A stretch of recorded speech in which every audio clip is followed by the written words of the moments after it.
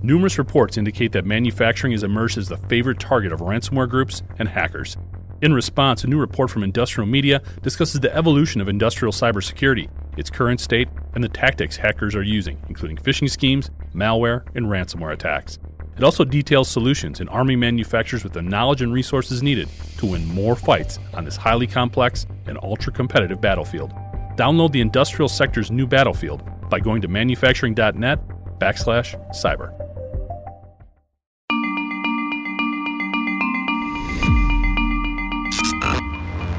Hi, I'm Jeff Franke, Editorial Director of Manufacturing.net and Manufacturing Business Technology. Welcome to Security Breach. One of the biggest challenges surrounding industrial cybersecurity is the size of the attack surface that must be monitored, assessed, and constantly updated in order to evolve with the rising number of complex threat actors.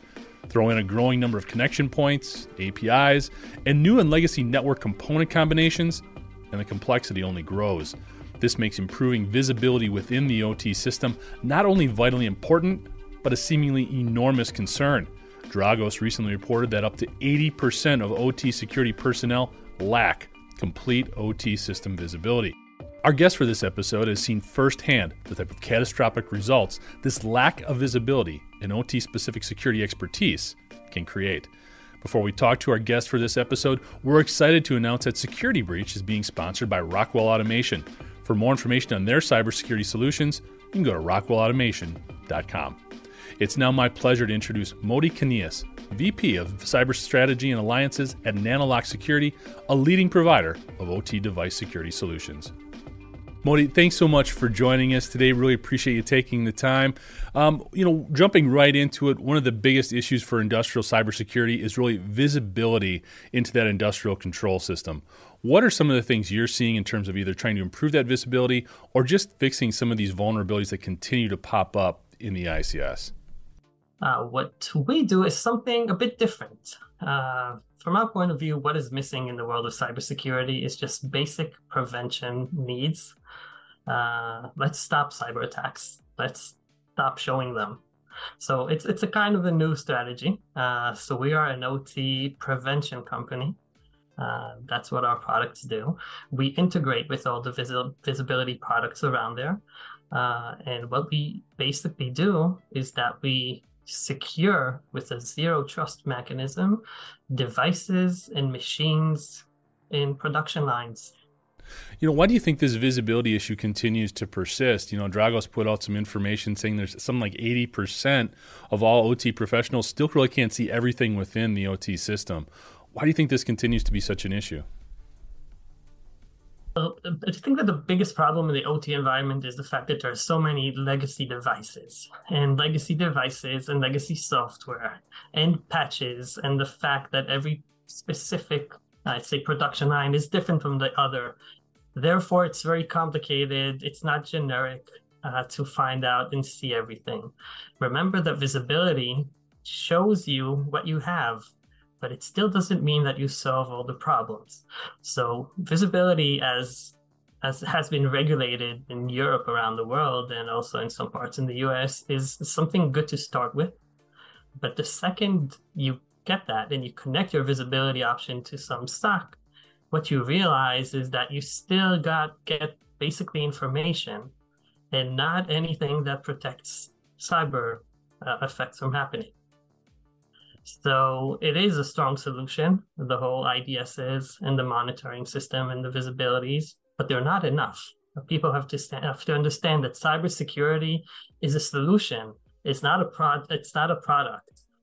Therefore, people have to combine different products that match their specific needs and their specific devices to make sure that they have cybersecurity.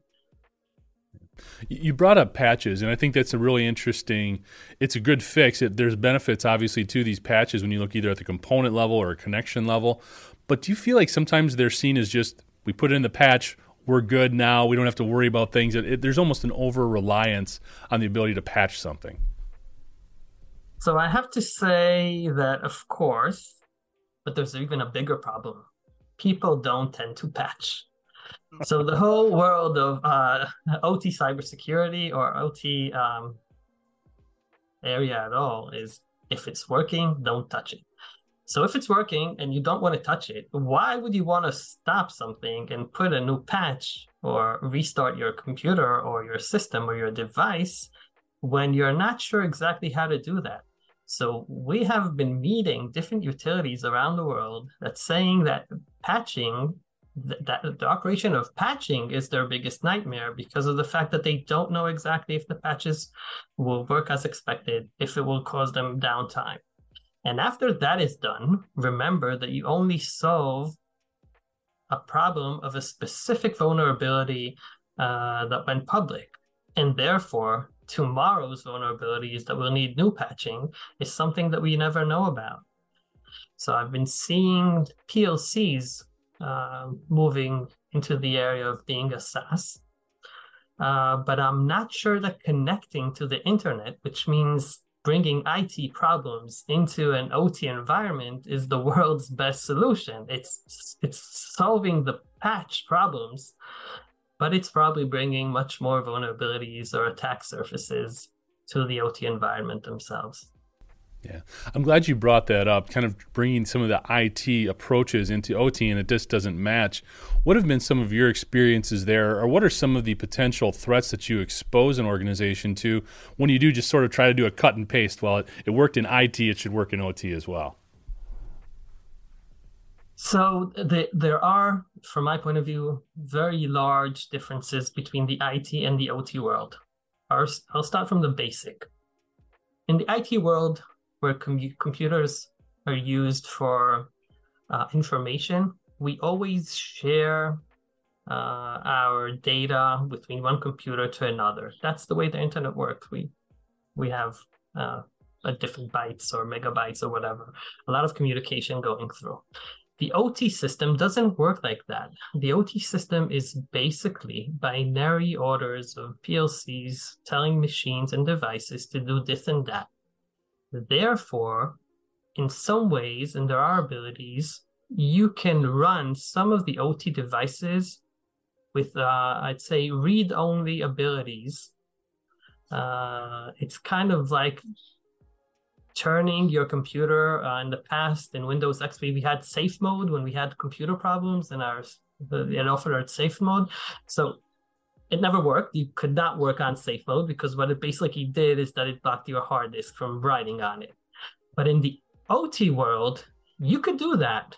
You can turn some of the devices to read-only, and therefore, even if there is a malware or any malicious program that is running in the system, if it can't upload itself on a device, let's say a PLC, because the PLC is locked by the vendor's locking mechanism, the problem is solved.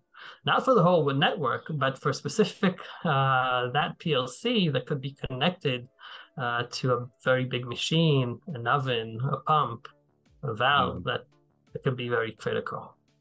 So what's been happening is that because of the fact that the whole world of cybersecurity started from IT, then companies started saying, okay, if we can't make computers stop connecting to one another and moving around data in the world of IT, as I said, it's a must. So it's probably the same way in OT.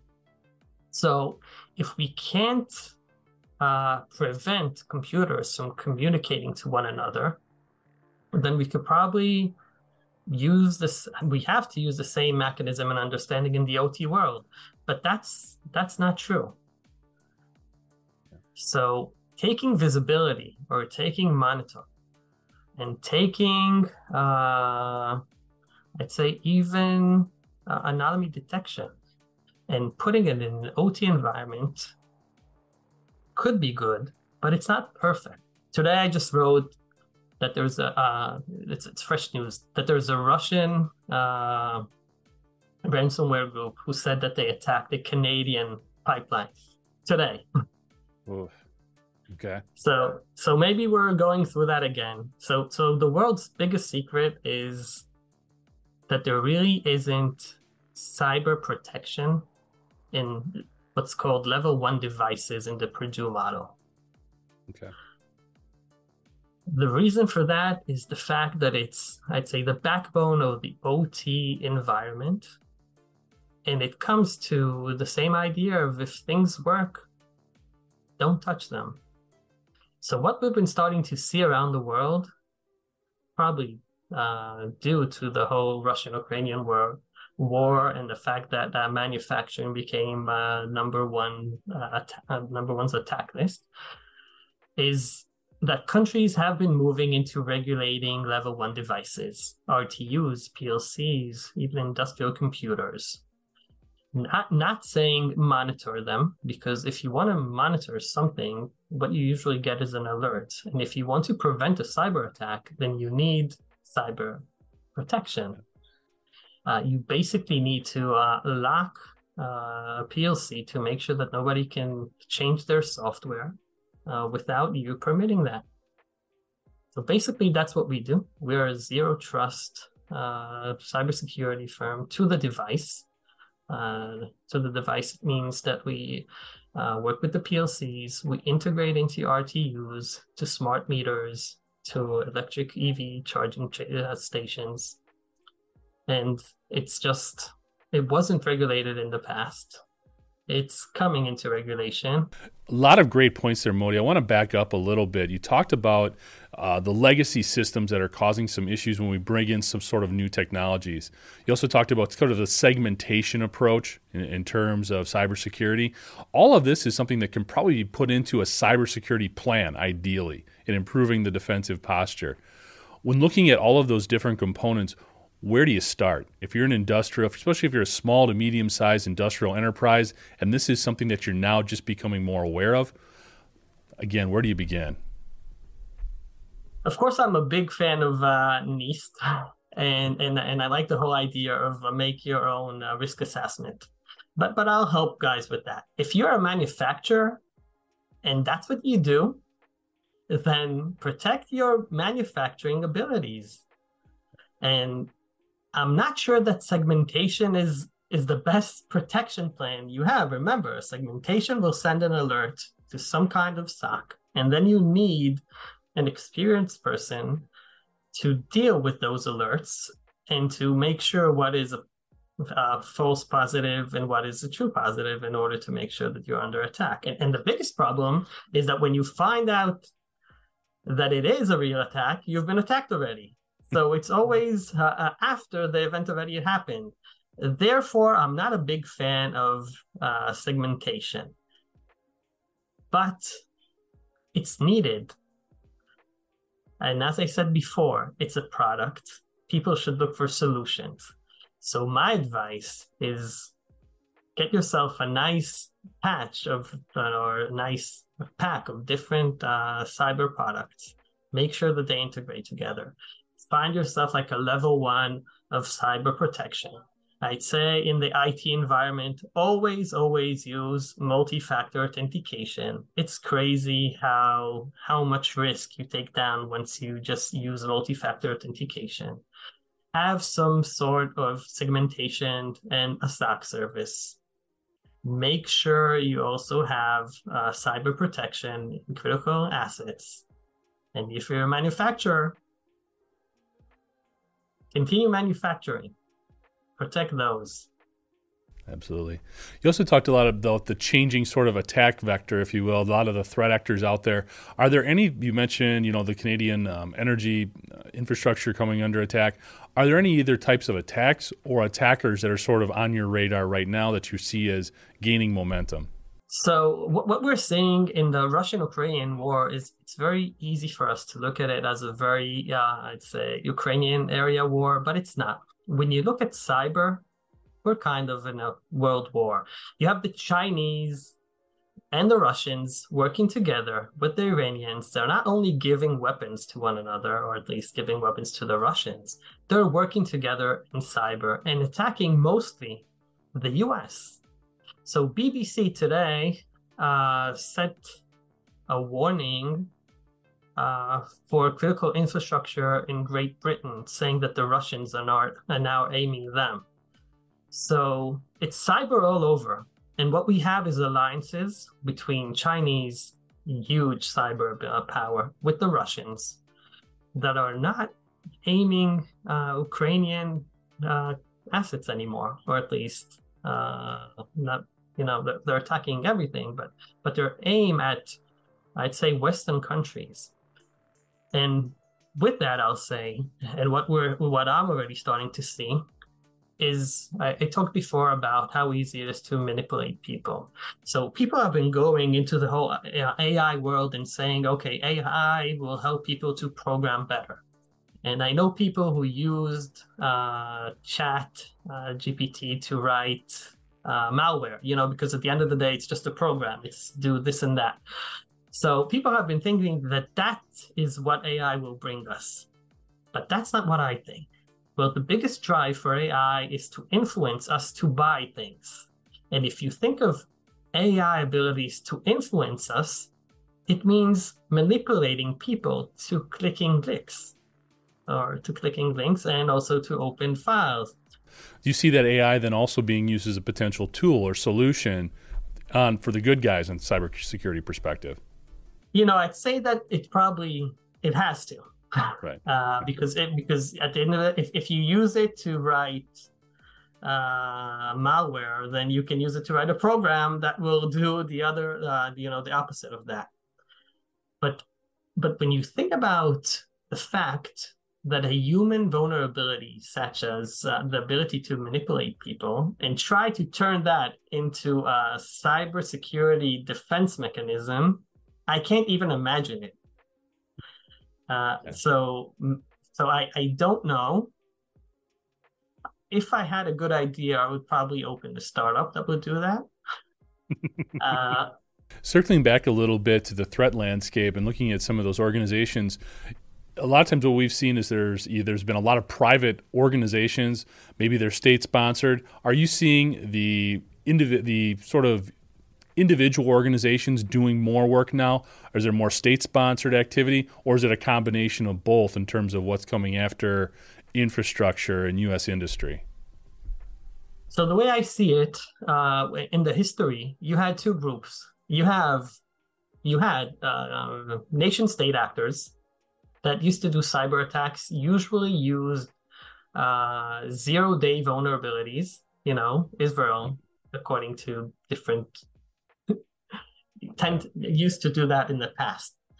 But what happened, and you had, I'd say, cybercrime groups or individuals or even organized crime who made money out of a new kind of protection plan. Pay us a ransom so that we won't do this and that. But I think that what happened in the past few years, and we have reporters even reporting that, is that we have ransomware groups out of North Korea funding their nuclear and missile plan from ransomware. We have the Russians doing the same. We have the Iranians doing the same. And when you think about it from a cyber perspective, it's much easier using not a 0 day, because you have to put a lot of resources into finding a vulnerability and to turn that into an exploit. It's much easier going into something that is known, a public vulnerability, use some sort of database with different vulnerabilities, as we said before, that people don't tend to patch. See if it works. And in the world of OT, and that is why we see manufacturing going up, it works. If people don't patch and the attacker has luck, then it's there. A week ago, we had an attack in Israel, in our water system in the northern part of Israel, where a PLC was again hijacked by an adversary, probably Iranian. I'd say that we fixed that problem, but for a few days we had problems, using water systems to water our fields.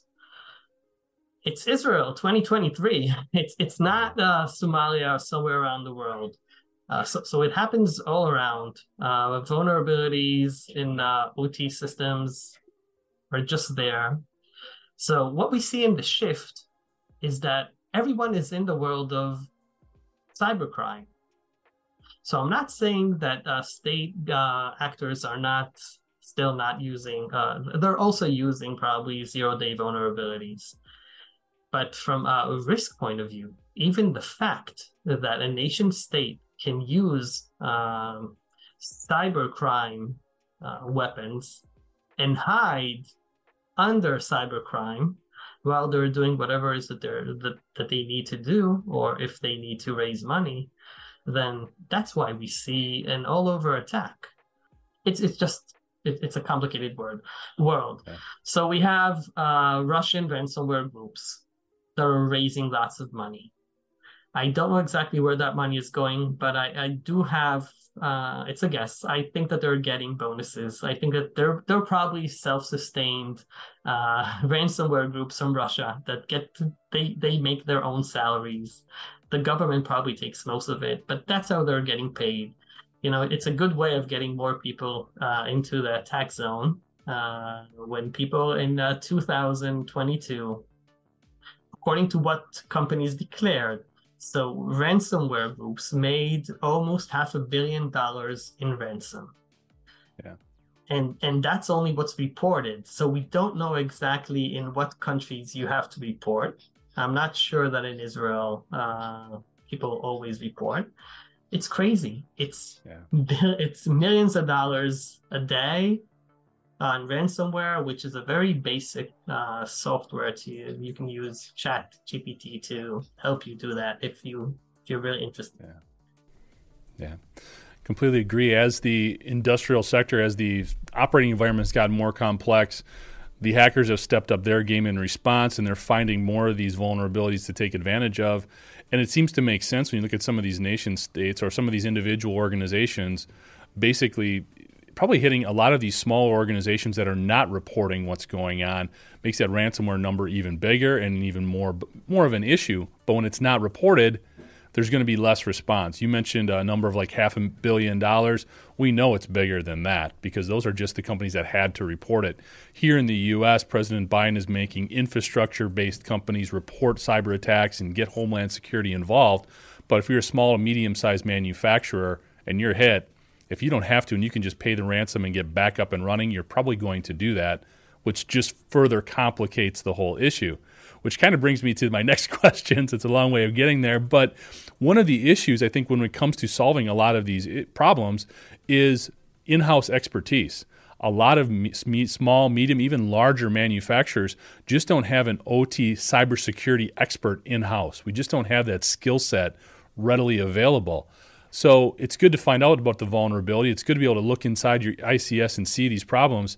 But if you don't know how to respond to it, what are you supposed to do? I'd really like to get your feedback in terms of how can we ramp up our army of OT cybersecurity people to help defend our organizations better? It's a tough question because, I was raised in a country that we have an army that is mandatory. So for me, it was easy. I was once asked, how did you get into cybersecurity? That's what I did in the army. And I'm a colonel in the Israeli army. That's what I did in my past. So it's what I did as a living. So when I left the system, it was very basic for me to just continue into the motion. So now let's talk about normal countries.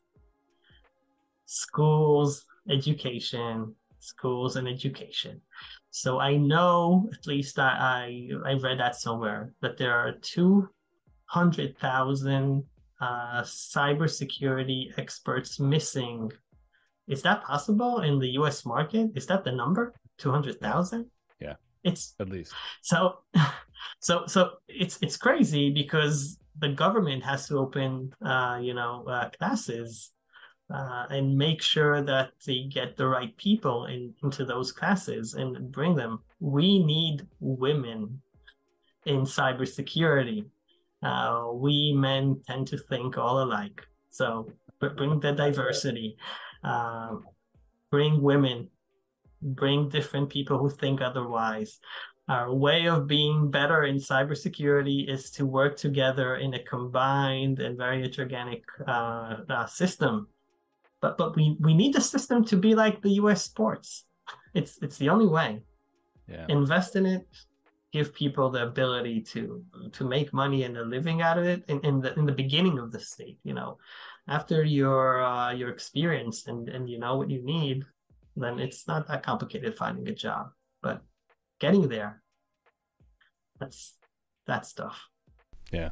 No, I agree with you 100% in terms of sort of a grassroots effort and starting early and promoting the effect that we need these individuals and we need to refine these skill sets. I think part of the problem there, and honestly, there's a skills gap concern throughout U.S. manufacturing in all areas, in all facets. We need more industrial engineers. But when it comes to cybersecurity, it makes it more difficult because in order to identify or to promote the fact that we need these individuals, we also have to admit that we have a problem. And I think that's a big issue because what tends to happen is when somebody gets hit with a cyber attack, they don't want to tell anybody. They want to keep it close to the vest and just sort of deal with it internally. So how do we balance that in terms of how much transparency, I guess, should there be in cybersecurity? I've always been an advocate of sharing a lot more of the information than we do. I don't want to glorify hackers or point a finger at somebody who did something wrong, but we need to get all this information out there. Is that a government role? Is that private industry? How do you see it? So of course it's a government role, and I said cybersecurity is trying to do that. But I'll tell you that I think that the problem is even worse. And if you don't like it, erase this out of it. So when there's no OT CISO in a production line, when something goes down, it's an operational problem. Oh, that PLC stopped working. Let's replace it. It's not, oh, let's bring an IR team and get forensics and ask questions. So if there are no cyber people in the OT environment, there isn't a person who knows that there's a cyber problem. So you're trying to tell them to report about a malfunction of some device or some computer. I think that what happened with ransomware is that, you stop working, you have a sign saying, pay us this and that Bitcoin. You can't go over that. And that's very polite of the attackers. So they're letting you know that you're having a cyber event. But in the past, ransomware is kind of new. So and people have been attacking all over. So let's go to Stuxnet. The people over there had problems with their centrifuges, right? The Iranians. And I'm sure that they solved that as an operational problem. They kept on bringing new devices and saying, oh, well, that went wrong and that went wrong. It was only, according to what's been publicized, that when Stuxnet went crazy all around the world, that a cybersecurity firm said, oh, there's a problem with this software of Siemens. And then the Iranians woke up and said, hey, now we understand. So I have a feeling that the way that it happened to the Iranians, because, they knew that they had problems, but they never thought it was cyber. And it was probably the world's first known attacks. But let's go into an oil and gas company. If there's no one there who collects forensics and goes over lots of data to make sure what happened and what didn't happen, if there's a connection between a phone call or a link or a file that somebody got in the IT system that did something, if you don't have a visibility or a monitoring system, you won't know about that. So the lack of cybersecurity in people and in products makes cyber not a problem because it doesn't exist. All there is just operational problems of weird computers or devices that stopped working. Yeah, it's that whole head in the sand. If we don't see the problem, it doesn't exist. Do you think that's shifting? Is that starting to get better, or is it still a prominent sort of tactic, if you will? I think that ransomware is helping us. Okay, yeah. Because you cannot put your head down when you have a ransomware attack just going all over your plant. Yeah. So I'll tell you again, the colonial pipeline. They tried putting their head in the sand and they tried fixing the problems themselves. Didn't work. They paid the ransom. Yeah.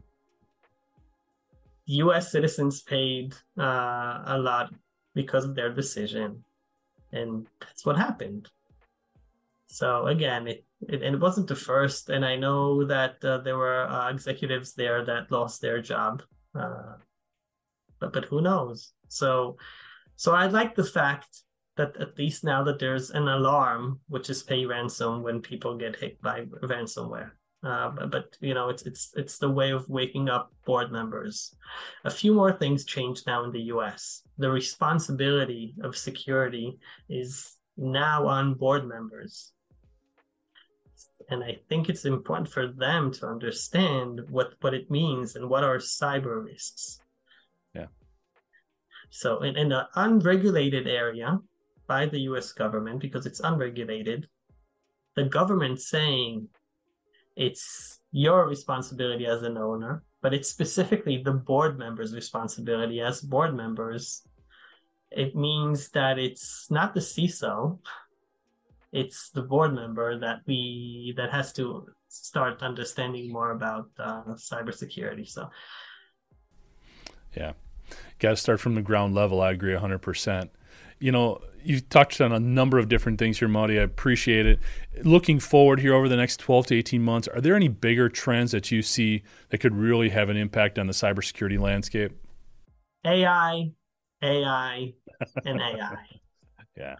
So the pace of AI is going crazy. I'm a big fan of AI. I try to read and everything that is possible. I talked about deep fake of voice that is there, deep fake of faces. It will go crazy. So nothing is stopping adversaries from attacking. There's no regulation. People are not standing in very long lines to get cybersecurity products because they usually wake up only after they hear of a friend of theirs has got attacked. So ransomware is helping us into getting more awareness to the need of cybersecurity. I hope that wise people won't wait, for their time, because what will happen is they will lose time production, maybe pay the ransom, and then realize that the fact that they paid a ransom doesn't say that they solved the problem, because it's even worse. Now there's an adversary that knows that there are suckers who paid ransom, and therefore it's good to go back to them every now and then. So if you have to get cybersecurity, but you do that from paying a ransom, going, paying downtime, hurting your reputation, because you can't supply what it is that you're supposed to supply, have financial problems like paying the ransom, and then getting cybersecurity, start from the cybersecurity, but make sure that you don't buy anything. So as I said, I'm a true fan of risk assessment. Get into your system, look at it, see what are the core values or the core assets that you need, and then make sure that you get something that will help you with worse. So what I see is more cyber attacks. I see a truly upgrade in manipulating abilities because of AI, but it will just go up, because nothing is stopping them.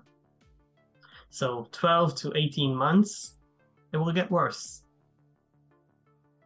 So let's see what 2023 will be in the amount of ransomware paid. It'll be interesting. And a lot of those things from a financial perspective, as you alluded to, these are coming out in quarterly calls, in annual finance meetings, things like that.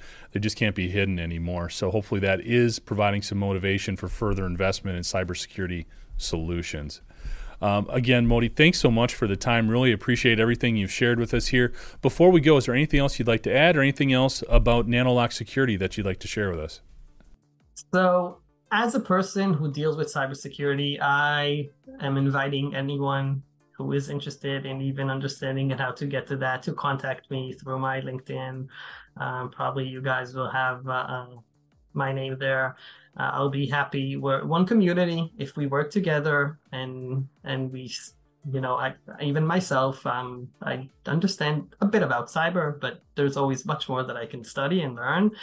So let's build a community and let's work together and let's get better and let's share information. You said that 2 minutes ago, and let's make sure that we're ready.